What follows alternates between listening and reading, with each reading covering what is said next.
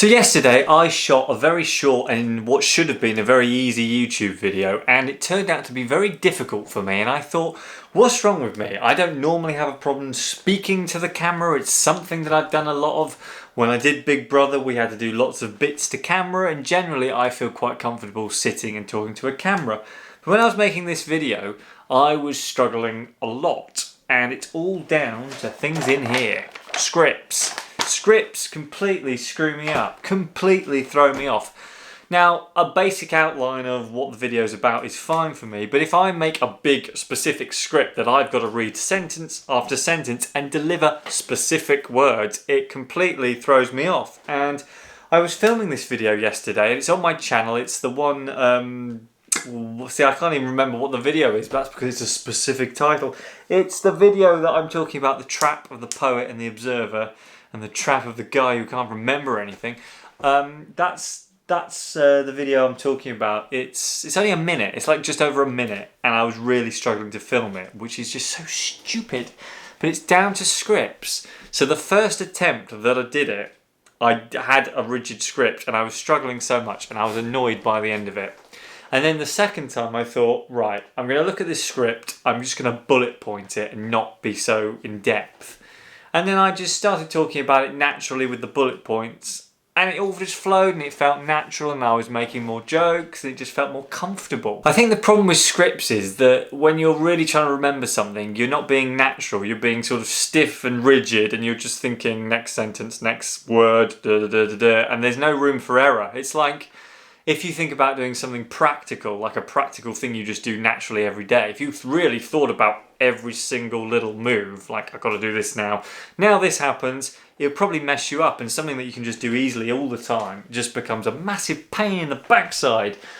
Just like speaking normally was for me. Like, I don't have a problem speaking, I can talk to you all day, but give me specific lines and I'm completely stuffed. And hopefully, you don't all think, oh, talentless idiot. But that's why it's so important to find out what your strengths are and how to play to your strengths. Like, just being, oh, I make YouTube videos isn't enough. It's, I can talk on camera, but in what way? Is it scripting? Is it reading off an auto cue? Or is it just sort of more general bullet points, talk off the top of your head, be more natural? Some people are great at scripting because that's more acting, definitely not my sort of thing, but that's the difference. I could have got disheartened and thought, oh God, I'm rubbish at making videos, oh no. But instead of that, I thought I need to change my approach because I didn't feel relaxed. I felt, words, words, words. How do I remember a sentence? That's what I was thinking. I was rigid. But I just adjusted it, and I adjusted my mentality, and in I went from taking 6 minutes to shoot a 1 minute video to 2 minutes, and most of that 2 minutes was me going, oh my God, this was so much easier. And something else I realised is that we don't write as we speak, if that makes sense. So something that you write isn't really how you'd say it in real life, because the likelihood is that the writing is far better English than how you speak, and it's just not as natural and conversational. So that's another thing that I realised, that my writing is writing. But anyway, what I'm going to do is show you the difference between set lines and set takes, with my rigid script mentality and the difference with my sort of feeling more free and relaxed mentality, and you will just see the difference. And this has happened to me quite a few times now. You may have seen in my past bloopers and things where I'm really struggling with a script, and then I get rid of it and I just carry on like this. But I need to just stop having that happen to me, and I just need to recognise how I perform best. And that's what's interesting to me. You always learn new stuff about yourself, but I just need to focus on that strength of me being sort of more improv style. And it may take me a while to get there, but this video has felt really easy because I've literally just got, what have I got? I've got about 8 things bullet pointed, and I just know what I'm saying pretty much. Whereas if I'd written that out really rigidly, it would suck. Anyway, here is the Compare Sony. That wasn't Italian, and how long has this been rolling for? See, 5 minutes of going on versus 6 minutes of, oh, I can't get a sentence out. Anyway, here's the difference. Do we begin to feel less? Do we begin to live when we start to feel less from observing? Do we begin to Do we begin to live when we start to feel less from observing? Do we begin to live when we feel... Do we begin to live when we start to feel less from observing? Do we begin to live when we start to feel less from observing? This is the trap of the poet and the observer, and I think most people can relate to being an observer in life. You know, being someone that's always watching other people's dreams come true. What is it? Often watching other people's dreams come true, staying in sort of a state of admiration for others. This is the trap of the poet and the observer. Hang on, I have binoculars here. I'm observing. Voyeurism. But if we continue to live as observers in life, if we continue to live as onlookers, if we continue to live as observers in life, we'll end up as onlookers. That's wrong. If we continue to live as observers, we'll be stuck forever as an onlooker in life. But the problem with that, if we continue to live as observers, we'll ultimately end up being stuck as an onlooker in life. There has to be a point where we take the lessons and growth There has to be a point where we take the lessons and the growth that we have accumulated from observing and become... Bloody hell. There has to be a point where we take the lessons and the growth that we've accumulated from observing and become the... There's too many words. There has to be a point... I've been away from YouTube for about a month now and I can't speak. This always happens, doesn't it?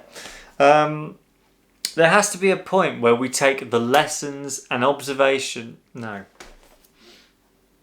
I can't do... What the hell? This is like 3 friggin' sentences. There has to be a point where we take... The voice wasn't funny then. There has to be a point where we take the lessons and the growth that we've accumulated from observing and become the hero within our own lives. There has to be a point where we take the lessons and the growth that we've... There has to be a point where we take the lessons and the growth that we've accumulated from observing and become the heroes within our own life. Not heroes, hero. Heroic fail, bro. There has to be a point where we take the lessons and the growth from observing and become... There has to be a point where we take the lessons and the growth from observing and become the hero within our own life. There has to be a point where we take all the things that we've accumulated from observing, so the lessons and the growth, and become the hero within our own lives. To not value anybody else's journey above our own, but to still see the beauty in... To not value anybody else's journey above our own, but... To not value anybody else's journey... To not value anybody else's journey... I don't think English is my first language. This is why I like improv. To not value anybody else's journey above our own, but to still see the beauty within it, but a sense of equality.